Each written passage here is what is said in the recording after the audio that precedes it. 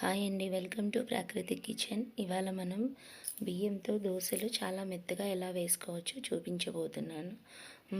ఒక గ్లాస్ అటుకులు తీసుకుని శుభ్రంగా కడిగి నానబెట్టుకోవాలి.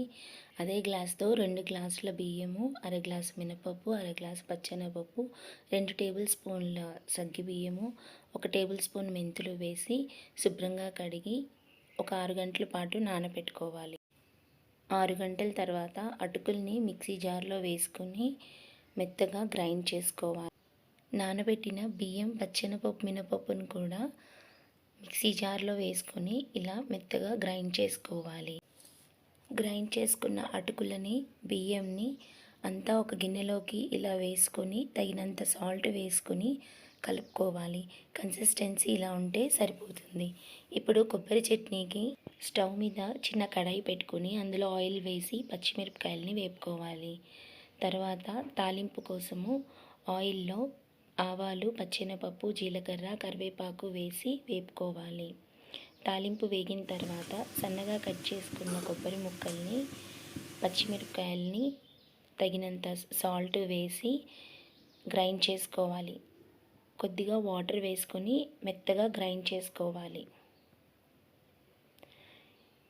ఇలా గ్రైండ్ చేసుకున్న కొబ్బరి పేస్ట్లో 2 to 3 టేబుల్ స్పూన్స్ పెరుగు వేసుకొని ఒకసారి మళ్ళీ మెత్తగా గ్రైండ్ చేసుకోవాలి. గ్రైండ్ చేసుకున్న కొబ్బరి పేస్ట్లో తాలింపుని వేసి కలుపుకోవాలి. ఇప్పుడు కొబ్బరి పచ్చడి రెడీ అయిపోయింది. ఇప్పుడు స్టవ్ మీద ఒక ప్యాన్ పెట్టుకొని ప్యాన్ హీట్ ఎక్కిన తర్వాత దోశల పిండి వేసుకొని ఈవెన్గా స్ప్రెడ్ చేసుకోవాలి. ఇలా వేసుకున్న పిండిని అప్పటికప్పుడు కూడా దోశలు వేసుకోవచ్చు, మెత్తగా ఉంటాయి. మరుసటి రోజుకైతే ఇంకా మెత్తగా టేస్టీగా ఉంటాయి పిండి పులిసిన తర్వాత. ఇప్పుడు కొద్దిగా ఆయిల్ వేసుకొని దోశ కొద్దిగా వేగిన తర్వాత ఇంకో వైపుకి టర్న్ చేసుకొని అటువైపు కూడా దోశని వేపుకోవాలి. వేసుకునేటప్పుడు స్టవ్ని మీడియం ఫ్లేమ్లో ఉంచి వేసుకోవాలి. అప్పుడే మెత్తగా వస్తాయి. హై ఫ్లేమ్లో పెడితే దోశ బాగా మాడిపోతుంది, లోపలంతా పచ్చిగానే ఉంటుంది. దానివల్ల టేస్ట్ కూడా మారిపోతుంది అన్నమాట. అందుకే స్టవ్ని మీడియం ఫ్లేమ్లో ఉంచి వేసుకుంటే మెత్తగా ఉంటుంది, టేస్ట్ కూడా బాగుంటుంది. దోశలు వేసుకోవడం అస్సలు కష్టం కాదు. కన్సిస్టెన్సీ కరెక్ట్గా ఉండి ప్యాన్ హీట్ అయ్యి ఉంటే వేయటం తీయటమే ఉంటుంది. చాలా ఈజీగా వేసేసుకోవచ్చు. ఈ దోశలోకి టమాటో, పల్లీలు వేసి చేసే చట్నీ కూడా చాలా బాగుంటుంది.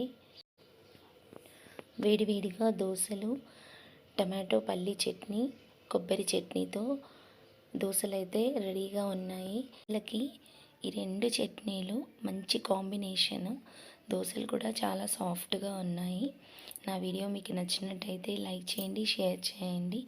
నా మరిన్ని వీడియోస్ కోసం నా ఛానల్ని సబ్స్క్రైబ్ చేసుకోండి.